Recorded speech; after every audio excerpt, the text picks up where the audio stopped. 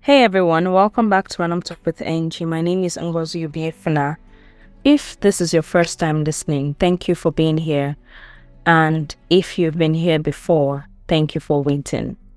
It's been a while since I sat behind this microphone. Life happened.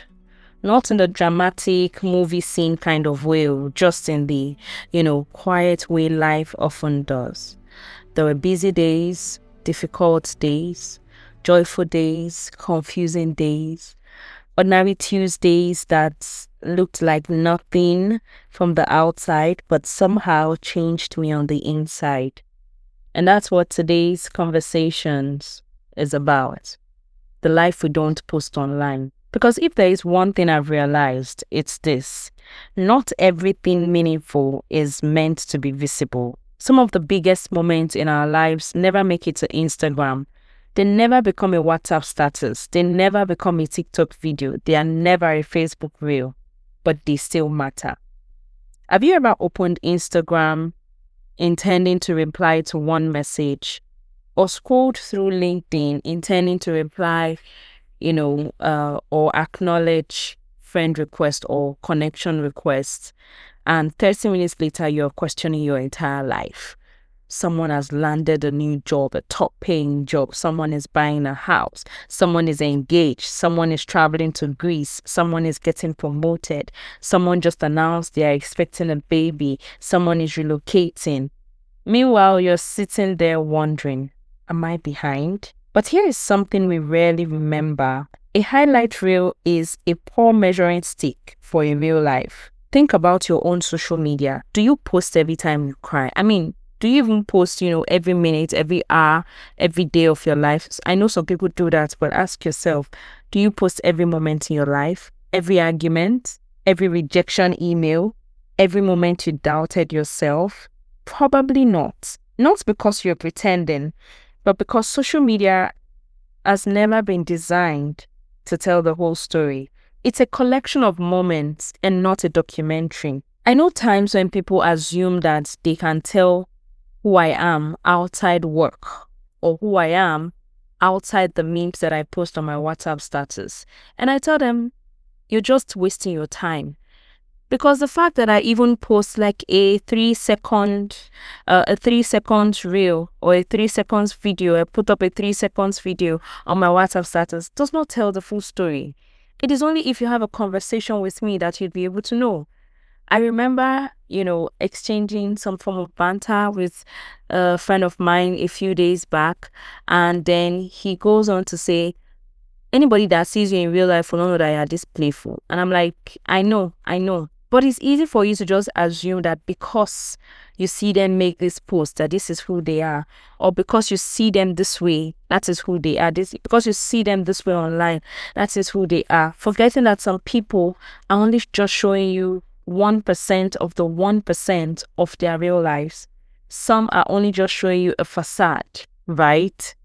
And these are the things that this particular episode is supposed to explore. Sometimes we hear people say everybody is fake online. I don't think that is completely true. In my view, I think everyone is editing, right? And editing isn't always lying. If I post pictures from a birthday celebration, it doesn't automatically mean I never had difficult days. When I attend weddings of my colleagues and friends and I just post a few seconds of me dancing, it doesn't automatically mean that I've not had my own fair share of crazy days. Even the day may have started out crazily before I attended such events, right? If I post or if someone posts a graduation picture, it doesn't erase the sleepless nights, the times where they cried themselves to bed because they could not understand one concept or the other. If someone shares wedding photos, it doesn't mean their marriage will never have disagreements. When you see this wedding portraits go up, it doesn't mean that they didn't go through a lot of, shege in quotes during the wedding planning. We all edit. The problem begins when we mistake edited stories for complete stories. And that's dangerous because comparison grows where context is missing. We compare ourselves to information that's incomplete. Imagine reading only chapter 18 of someone's book while comparing it to every chapter of your own. Of course, you would feel behind. You're comparing full access to limited access. Let's think about the moments that rarely become posts.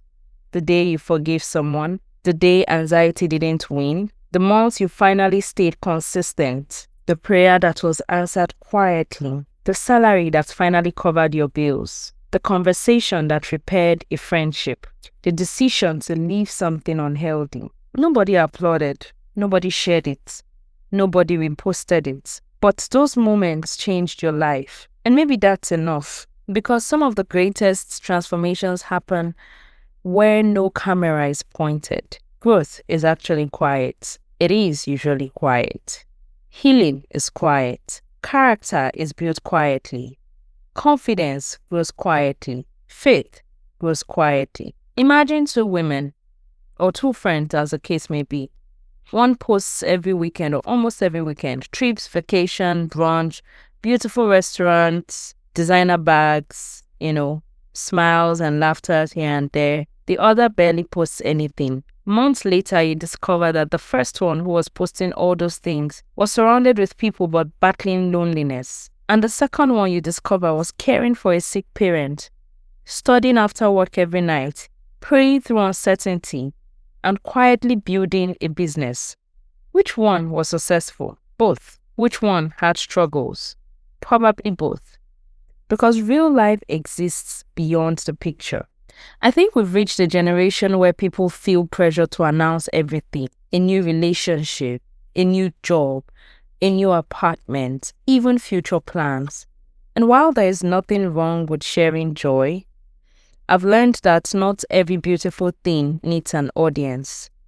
Sometimes protecting your peace is more valuable than collecting likes. As I've grown older, I've started believing something that sounds simple, but has become deeply important to me. Privacy isn't always secrecy. Sometimes it's peace. Not everything has to be explained. Not everything has to be defended. Not everything has to be uploaded. Some dreams grow stronger in silence. Some prayers are too sacred for public opinion. Some victories feel better when they are celebrated around a dinner table instead of in a comment section. And maybe the problem isn't social media. Maybe it's what we've started expecting from it. We've begun looking online for reassurance that we're doing okay. We've begun measuring progress by visibility. But think about this. The strongest roots grow underground. Nobody sees them. Nobody applauds them. Yet without them, the tree falls. Maybe your roots are growing. Maybe this season feels invisible because it's preparing you for something visible later. Don't despise your invisible seasons. They often become the stronger and strongest parts of our story. Before we end today's conversation, I want to leave you with one thought. The next time you're scrolling through someone's perfect pictures, remember, you don't know what happened before the photo. You don't know what happened after the photo. You don't know what they are carrying outside the frame, and neither do they know yours. So be kind to them and to yourself, because not everything meaningful is meant to be visible. And finally, a life doesn't become valuable because people watched it. It becomes valuable because it was genuinely lived. If today's episode spoke to you, I would love for you to share it with someone who needs the reminder that their unseen journey still matters. Thank you for spending this time with me. This is Random Talk with Angie. I am Ngozi Obiefuna, and until next time, keep it random, but always with purpose.